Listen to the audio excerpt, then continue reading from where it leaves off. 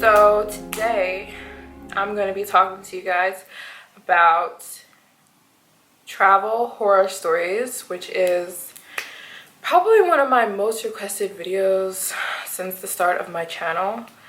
You guys don't want to know about the good stuff, okay? You guys want to know, just kidding. But it's one of my highly requested videos. Is you guys want me to talk about crazy things that have happened to me whilst traveling. So I'm going to talk to you guys about them. If you don't already follow me on Instagram, definitely follow me there. I'm in Guatemala right now and it's really beautiful. I'm like, I'm not that good of a talker. I do this for you guys because you guys asked me to tell stories and to talk, but I'm really not a good talker. It's not something I'm blessed with. Some YouTubers are so good at talking and I watch them and all, like, these people are so good with words. I am not so good with talking. I mean, you know, just so bear with me. I'm not that good of a talker. So basically okay, where should I start here? I was at an airport once. Maybe it was in China, I don't remember. Somewhere in Asia, and I was looking at a commercial on like a TV. It had a TV like in the gate where you were waiting, and it said the top 10 places that you should go before you die, and they're ranked every year by, I don't know, people. And I saw Zhangjiajie, and it said it was in China, and it said that the guy who wrote Avatar, the movie with the blue people, he went there, and then that's where he was inspired. He said it changed his life, and then he was inspired to create Avatar based off of Zhangjiajie. So the Zhangjiajie setting is literally where he got the Avatar world, to like where it was inspired by. So they call it Avatar land in Zhangjiajie. Yeah, and then I was looking at a calendar in America somewhere, and it was a calendar full of places. It says where you should go before you die, and I saw Zhangjiajie again, and I'm like, what is this Zhangjiajie? So I googled it, and I'm like, oh my gosh, I have to go there, especially because I live in China already. So I kept bringing it up to my mom, and I'm like, I need to go to Zhangjiajie, I need to go to Zhangjiajie. And then it just happened. I booked my flight when I had some free time. I lived in Shanghai at the time, so Zhangjiajie was like a 4-hour flight from Shanghai. So I'm like, okay, so when I was in China first, I was on a tourist visa, so every 30 days I had to leave China because I was on a tourist visa. And so when you're on a tourist visa in China, you have to leave every 30 days. I eventually got the visa changed, but that's what I was on at first. So every 30 days I would usually travel to like Japan or Thailand or these other countries, right? But I was like, all right, I'm going to use my trip, like the next time I travel, I want to travel to Zhangjiajie, which is in China, but I want to leave afterward to go to another country. But anyways, yeah, so I was gonna go to Zhangjiajie before I left China for that next 30-day increment that I had to leave. So I booked my flight and I booked my hotel to go to Zhangjiajie, and I was so excited, and it was amazing, you guys. People always ask me what was the most beautiful place I've ever been to, and that's a hard question because there are so many beautiful places. But like, as far as me looking like and being paralyzed but like what's in front of my eyes, 100% it's Zhangjiajie. Like, I was literally like paralyzed like so many times on that trip. Very nice, but I was kind of cutting it close because I had to be out of China, I think the last day of that trip. I was going to take a train to Shenzhen, which is another place in China, and then Shenzhen and Hong Kong are connected, and I was gonna take a train to Shenzhen, follow me here, and then Shenzhen and Hong Kong is connected, so underneath the train in Shenzhen you could just walk right over and be in Hong Kong. So I was gonna take a train to Shenzhen from Zhangjiajie on my last day of my trip, And then once I'm in Shenzhen, I could just cross over the border right to Hong Kong. And Hong Kong is different from China. A lot of people think it's the same country. It's a different country. So I could get my passport stamped at the Hong Kong border and then go right back into China. I just had to, you know, be out by that 30 days. So basically, at this time, I had literally no money. I was, you know, very, very broke. But I would save up a lot of money and get money from family as, you know, support. And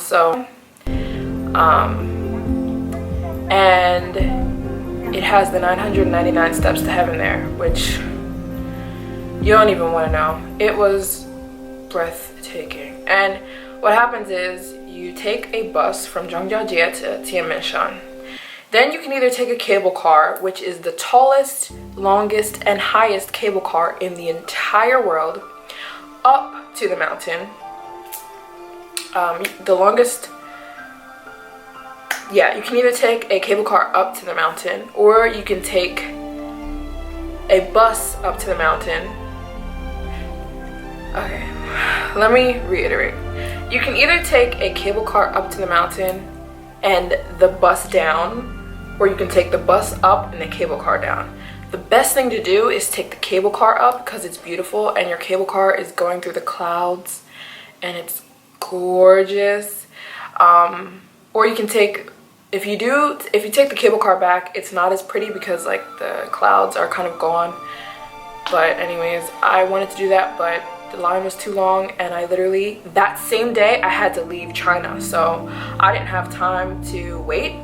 So literally, you get in a bus, and you're literally going around a road on the edge of a mountain, and it's so scary because the buses go so fast. And you're literally, there's like a bus going this way and a bus going this way, and they're speeding around this mountain, and it's just, it's crazy but beautiful. And I was in Zhangjiajie by myself completely, right? And I was nervous because I knew Chinese, but they speak a different dialect in Zhangjiajie. All different parts of China, they speak different dialects, and I would speak to people, and this is when my Chinese started to get really good because like I was challenging somebody in the next room is moving stuff. I was challenging myself to, this is when you really get good at languages, when you're by yourself and you literally have to force your brain to squeeze out like the language. So this was one of the times my Chinese got really good. I was like forced to talk to different dialects of Chinese people, and every time I talk, they'd laugh and they'd say, "Are you from Shanghai?" Not from Shanghai, but like, "Do you live in Shanghai?" Because they can tell by the way I was speaking Chinese. Like, I think I said, 不好意思 to somebody, which means excuse me, like it's like excuse me, and they looked at me and they were like, I guess that's like a Shanghai way of talking, and they were like, "You from Shanghai?" Because I guess like 不好意思 means, you know, like not good on my part, so it's like excuse me, but it's just like a slang of talking. Anyways, so it was a little bit hard to communicate with people is what I'm saying. So out of nowhere, there was nobody who spoke English there. Not one person. So I get on my bus and I arrive in Zhangjiajie. Oh, I arrive at Tianminshan, and I'm about to get on the bus that takes me all the way up to the top of the mountain, right? And so this boy comes out of nowhere and he taps me on the shoulder and he's like, "Hi," in like an American, not American, he had a Chinese accent, but his English was very clear. Like it didn't sound like it sounded like he may have lived in America for some time. And I'm like, "Oh, hi." And he's like, "Hi." And he was like, "Are you here by yourself?" And I'm like, I trusted him. You know, some people, if they ask me if I'm somewhere by myself, I say no. But I told him because I trusted him. He was around my age, and I was like, "Yes, I am here by myself." He's like, "Me too, let's stay together." And I'm like, "You sure?" And he was like, "Yeah." And he's like, "I can take pictures of you, you can take pictures of me." He's like, "I see you're recording a lot of videos, I could help you with your videos. And we could just stay together the whole time on the mountain." And I'm like, okay. Well, I didn't really want to at first because, like, if you guys know me, I love being alone. But I was just like, something told me, like, let this boy help me. So, like, at first I really didn't want him to. So, like, there was this long line we had to get in, and I was trying to, like, dodge him in the line, but he kept following me because I initially said yeah. So I understand why he was following me, but I was getting a little bit annoyed.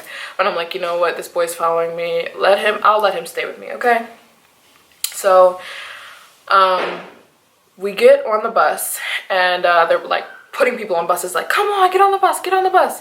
And it was so cute. He was fighting like through so many people because he was fairly short. He was fighting through so many people to stay next to me.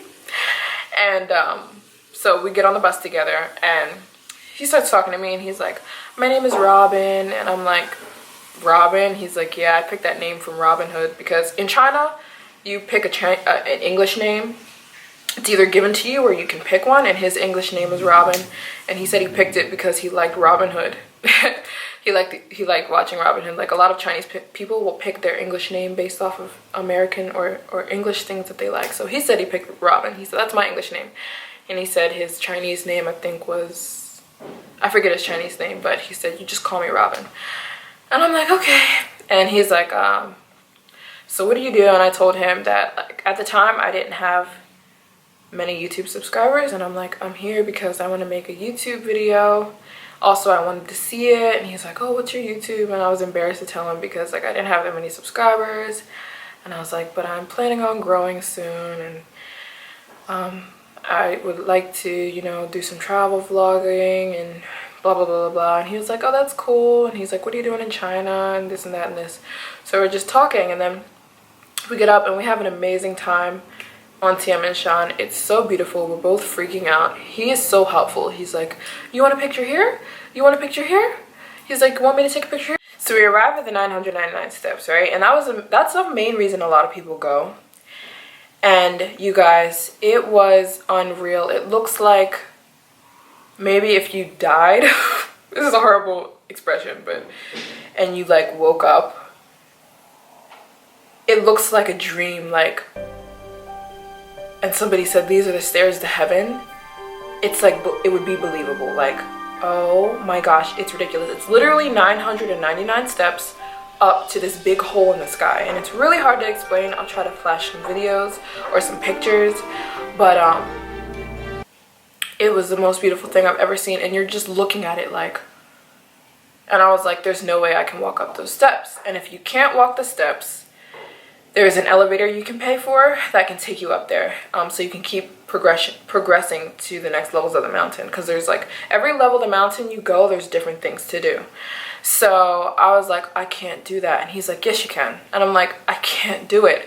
And I'm seeing like 3 people being carried off on stretchers, like, and tons of people have died trying to get up those steps, because if you fall at any, like, once you get up to like the 400 step, the 500, 600, that level of the steps, the stairs are like this wide, and if you fall, you literally are going to die. Like, you're gonna die. And because they're so steep at that point, and like there's like a waterfall next to it, and like, it's, you guys, it's crazy. It's crazy. And if you're an adventurous person, you need to go there before you die. It's beautiful. It's beautiful. And like, there's so many people up there. Like, there's people up there crying. There's people up there who are like hyperventilating from being scared after getting to like level 700 or 800. There's people who have it's really scary. It's really scary because they're 999 steps up, literally up to the sky. It literally looks like the steps just go straight up. And so they say there's all these signs when you're going up the mountain to like climb at your own risk. Several people have died going up these mountains. Like, it's crazy. So I was getting intimidated. Like, I was like, Robin, I can't do these steps. Aww. Okay. And he was like, yes, you can, MJ. You can do it. You can do it, right? So I honestly know if he wasn't there, I wouldn't have done those steps. I would have paid for the escalator that takes you up. And they're so high, the escalator takes like a half hour to get you up to the steps. And So Robin's just like, you can do it. And so we were going up the steps, and oh my gosh, it was one of the hardest things I've ever done in my life. And maybe every 100 or 150 steps, I would stop, and he'd be sitting there rubbing my back like, it's okay, you can do it. Here's some water. You can do it. Here, you can do it. You can do it. You can do it. You can do it. And he'd give me water, and he'd rub my back, and he wasn't trying to be romantic or anything like that at all. I could tell. Like, I can tell when somebody's trying to hit on me, or, you know, he wasn't doing any of that. He was just so kind. And he was, another reason why I knew it was supernatural, why he was an angel, he did not get tired once. The whole 999 steps, this man never broke a sweat, and he never got tired. He was only there really encouraging me. I was the one who was saying, all right, I need to sit down and take like another 10-minute break. He was not getting tired. Everybody else was. Robin, we're going up the steps. He's giving me water. He's rubbing my back. He's telling me, you can do it. MJ, you can do it. You can do it, MJ. MJ, you can do it. And like, if I didn't have that encouragement, I would have went back down the steps. There were so many people who were coming back down, you know, that were like, I can't do this, especially because the steps were getting shorter. Like, after step like 500, the steps were like this. Like, your foot can only fit on like half of it, you know? Like, I mean, half of your foot can only fit on the steps. So it's like, if you fall, you're going to tumble down and crack your brain, crack your head open, or once you start falling, there's no catching yourself, is what I'm saying. So, oh my goodness, like, it was nuts. One of the craziest things I've ever done. And when I made step 999, like, I almost started crying. Like, it was so rewarding. And Robin was just sitting there like, I told you could do it. And I'm just like, I'm so sorry for the noises, guys. There's the maids are cleaning the room next to me. She might knock on this door soon as well. So, I don't know. I wouldn't have done it without him. So then we get up to the top of the hole in the sky. 999 steps to heaven. I'll be returning there next year too, guys. So subscribe so you can see. Keep up with me. Next year I'm going back to Jungjajiao with better equipment, better everything. I want to show you guys it again because it's just one of the most beautiful places in the world. And anyways, so we get up the steps, and then there's a glass walk. He was encouraging me to do that too, but I wasn't that scared. It's like a glass walk on the side of the mountain. Hello. Hello. Where did you come from? America. Oh. Yes. Very good at English. Very nice. Yeah, my name is Gao. Oh, my name is MJ.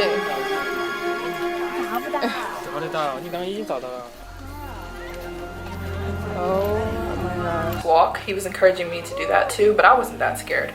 It's like a glass walk on the side of the mountain.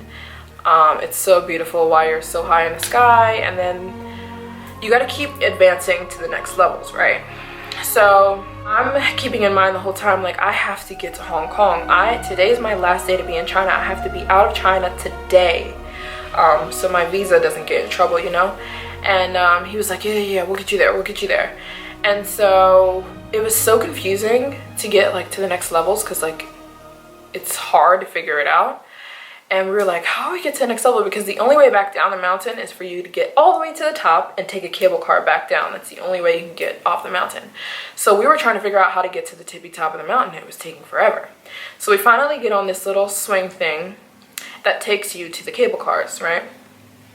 And so we get on this swing, and it was funny because he asked me, like, I know he was an angel. And he asked me, out of nowhere, he was just like,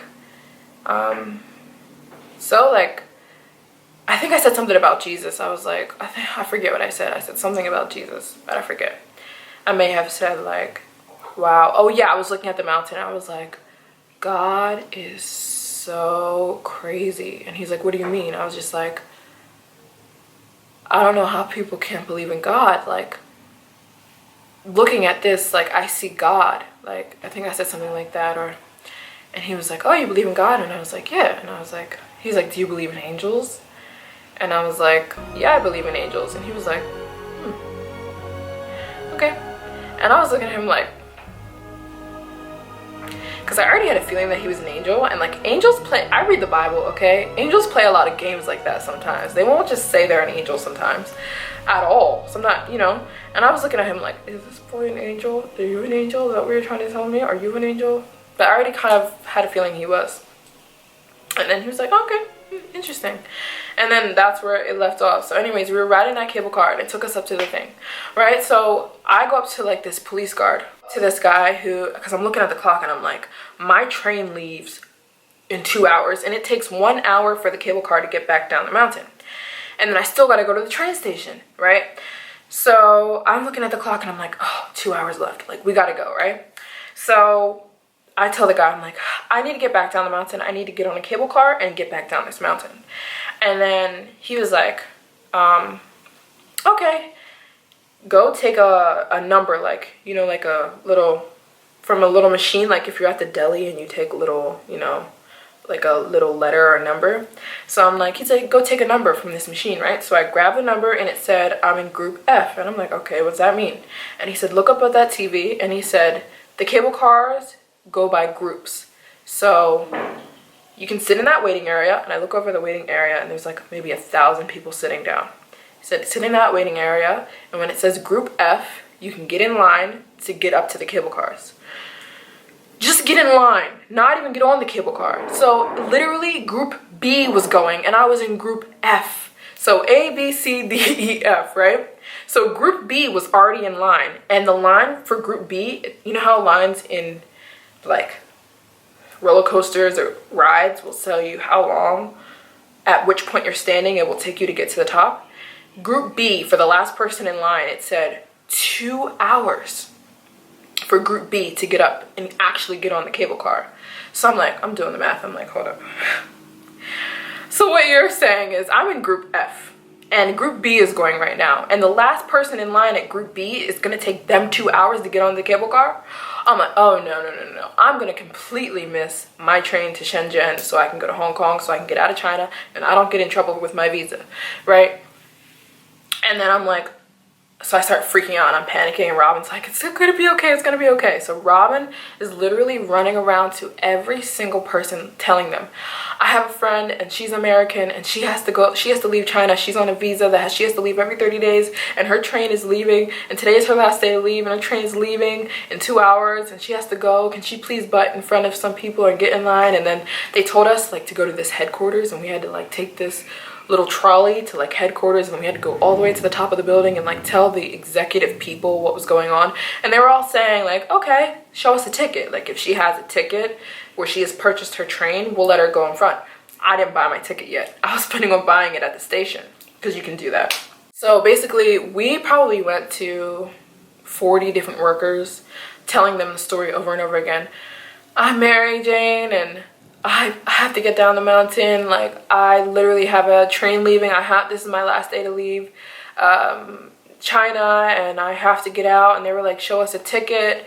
And the thing was, there were so many people trying to come up with a story to get down the mountain because nobody wanted to wait 8, 10, 13 hours to get down the mountain. You know what I'm saying? So many people were there begging. So like, you know, my story wasn't special.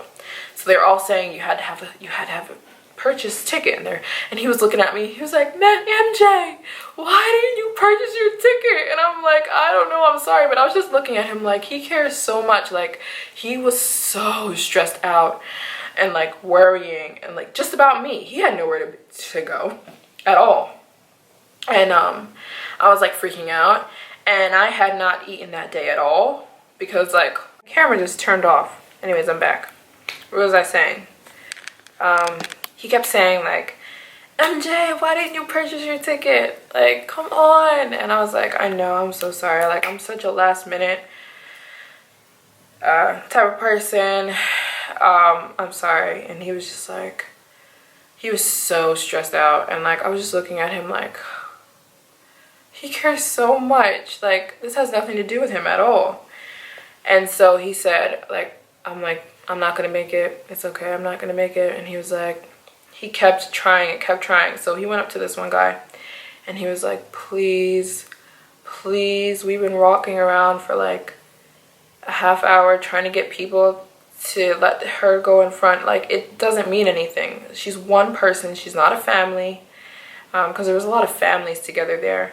She's just one person, and she just needs to get up to the cable car, because the cable car is already going to take 1 hour to get down the mountain, and she's got to go to the train station and leave to go to Hong Kong. And the one guy looked at me and he was just like, okay, go ahead. So he like switched out my ticket and he gave me a B. No, he gave me like this red ticket, which means I can cut all the way up to the front. So I literally was escorted. And then Robin tried to go with me. He was like, yes. So he's like, come on. And they said, not you. You said her. You didn't say you had to leave China. He's like, yeah, but like I'm with her. Like, can I go with her? And then he was like, no, you said her. You didn't say you needed to leave China. You said she needed to leave China. And he was like, okay. So they like locked him out of the gate. And I felt so bad because I'm like, he's got to wait there for another, like he was in group F with me. So I'm like, I felt so bad. But I look back and I was like, thank you. And I just remember he like had like this look on his face, like just like being really, really relieved. And I was like, I don't know how to thank you. I don't know what to do. Like, I don't know what to do. Like, thank you so much, Robin. Like, you helped me so much on this trip. I wouldn't have been able to do any of this without you. And he was like, and he just waved. That was the last time I ever saw him. And he was just like, bye. And they like closed the gate right in his face. And I felt so bad. Oh yeah, I forgot to say, like, I didn't have much money at this time. I was, you know, I was on a budget. So like, I was very hungry. And he was buying me all my food, everything. He kept feeding me the whole time. You hungry? You hungry? You hungry? And he would feed me the whole day. And he had a ton of snacks in his book bag, and he kept feeding me his snacks.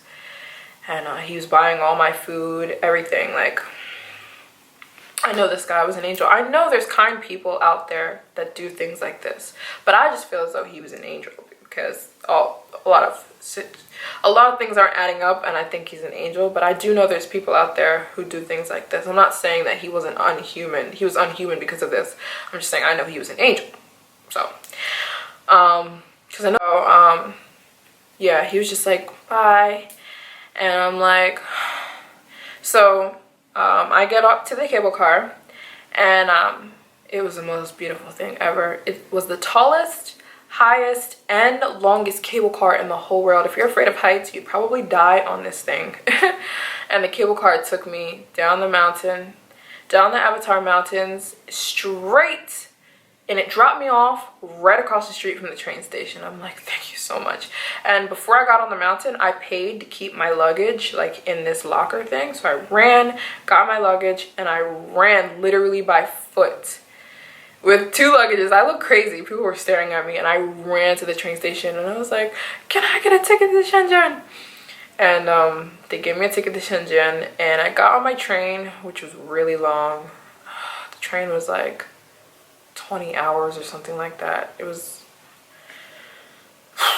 oh my goodness, it was crazy. And I met another angel on the train too, but I'm not going to tell that story right now. It's going to take way too long. And that train ride was, whew. The trains in China, like the cheap trains, are disgusting. So anyways, whew, I got to Shenzhen, got to the metro, took the metro to Hong Kong, was in Hong Kong for about maybe 2 hours, because I always go there. No reason to stay. I think I vlogged that day too. And then I went right back from Hong Kong to Shenzhen, and I tried to get a plane ticket from Shenzhen back to Shanghai, but every day they kept selling out. There's a lot of people in China, so if you do things last minute, they're usually gonna sell out. So I was in Shenzhen for like a week, and then I flew back to Shanghai. Yeah, so that was kind of a horror story, kind of not a horror story. It was just a story I wanted to share. I'll never forget that story. I'll never forget Robin. And here's the thing. He added me on WeChat, because WeChat is what everybody uses. It's like Facebook, Instagram, and Snapchat all in one for Chinese people. WeChat is what they use. I still use WeChat to connect with all my Chinese friends back in China. And in school in China, we used it for our homework. It's literally used for everything. And every Chinese person uses WeChat in China. Every single one. And he added me on WeChat. I remember him adding me on WeChat. I added him on WeChat. And he was like, I'm going to keep up with your YouTube videos, everything like that. And then I go on WeChat to look for him, and his account was just magically gone. Out of nowhere. Just gone. It just didn't exist anymore. I was like, this is not adding up. Like, this man was an angel. I know he was an angel because I felt something. I felt like this thing when I was with him. Like, I was just looking at him the whole time, kind of like, the whole time, like, he just felt different, like an angel. Like, he just felt, his presence was more angelic, if you will.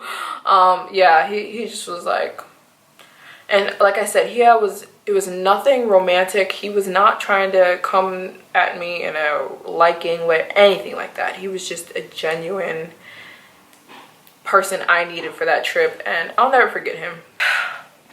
My plane almost crashing. Okay, so if you're afraid of flying, I suggest you don't listen to, because like the flight was already at 1, it kept getting pushed, and so the turbulence was getting really, really, really bad, and so everybody's brain kind of felt weird.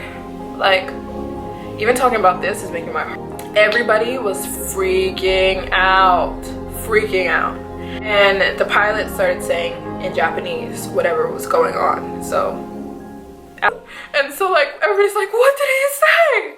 And then in Chinese, I'm just like, yeah, we might be in some trouble.